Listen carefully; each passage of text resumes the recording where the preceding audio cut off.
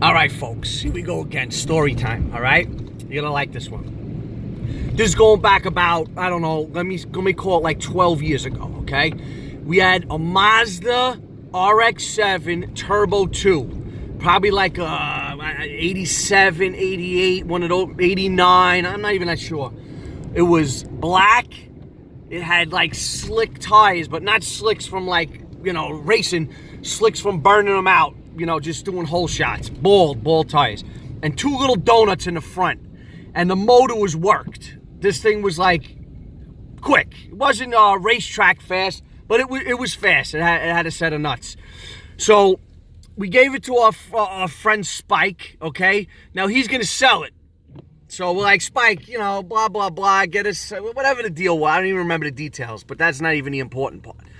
So he calls us up one day. He goes, listen, I got some guys coming down for the RX-7. I don't have the title. I'm like, oh, we got it. All right, we'll be there. Give me an hour. All right, guys coming in an hour. Great, okay? So we show up. The guy shows up to buy the car. And, you know, we do the deal. He pays us, no problem.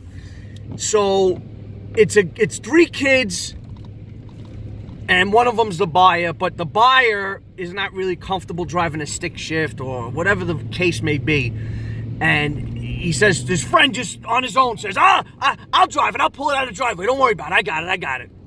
So the guy starts it up, and it's like, wow, wow, wow, wow. The thing's like loud, like a monster. This thing's a beast. You know, exhaust system, intake, all the stuff you could do to one of these cars, right, was done. Pulls it out, okay? Pulls it out of the driveway, gets it in the street, floors it, and dumps the clutch, okay? We're looking at each other like, what the fuck is this kid doing? And the guy who's buying the car is looking at us like, what the hell's going on? Within us trying to realize what this kid is doing, okay?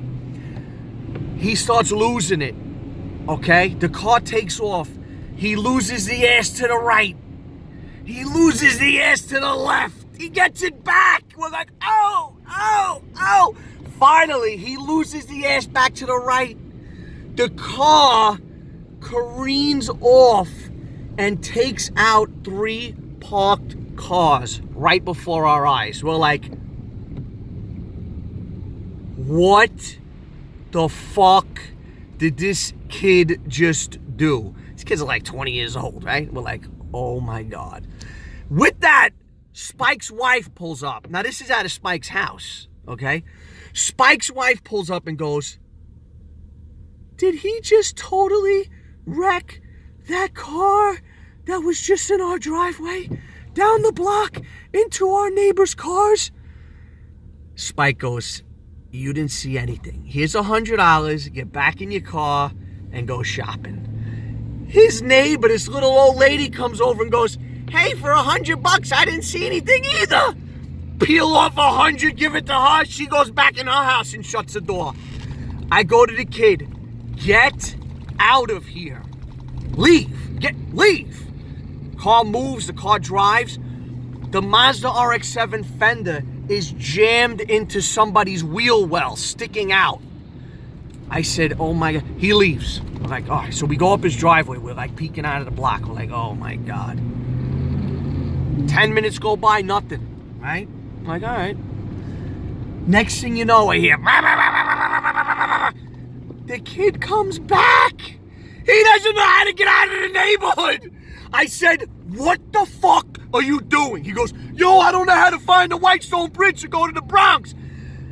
I said, I look around, I go, follow me now.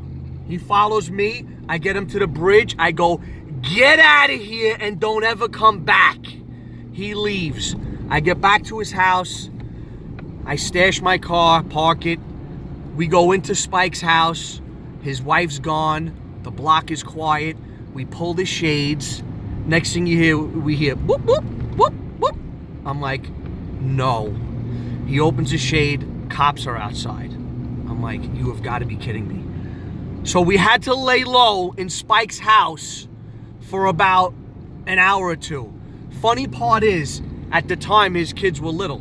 So we take his Matchbox cars and we line them all up and we do a reenactment of the accident. baffled. We couldn't believe what had just happened. But that's just another day in the car business, all right? I got plenty of stupid stories, stuff like this, good, clean fun. And by the way, the next week we ended up hitting off the neighbors and getting their cars fixed because, you know, it ain't right, you know what I mean? But anyway, over and out. Hope you enjoyed the story, guys. More to come.